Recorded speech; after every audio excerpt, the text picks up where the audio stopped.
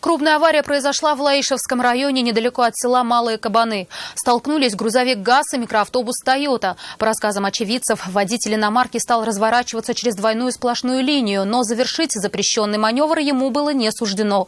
После удара оба транспорта опрокинулись на бок. Без пострадавших не обошлось. С места происшествия репортаж Нафисы Минязовой.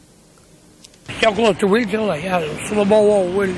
После аварии грузовик опрокинулся на бок. Водитель и его пассажир стали выбираться через лобовое стекло. Один из них рассказал, что увидели в последний момент, как микроавтобус, едущий им навстречу, стал разворачиваться. Дальше был удар. Мы ехали нормально.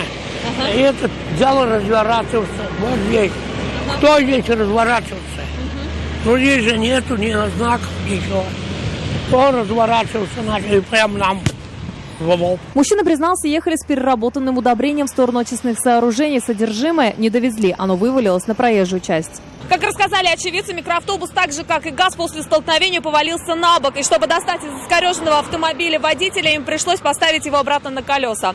Его сразу же госпитализировали в больницу, благо в автомобиле не было других пассажиров, иначе пострадавших могло бы быть куда больше. Пассажиры и водитель грузовика отделались лишь царапинами и шоком. Полную картину произошедшего предстоит выяснить автоинспекторам. Не исключено, что помимо ответственности за дорожно-транспортное происшествие, виновник аварии может лишиться водительского удостоверения за пересечение двойной сплошной линии. Нафиса Минязова, Константин Бушуев, вызов 112.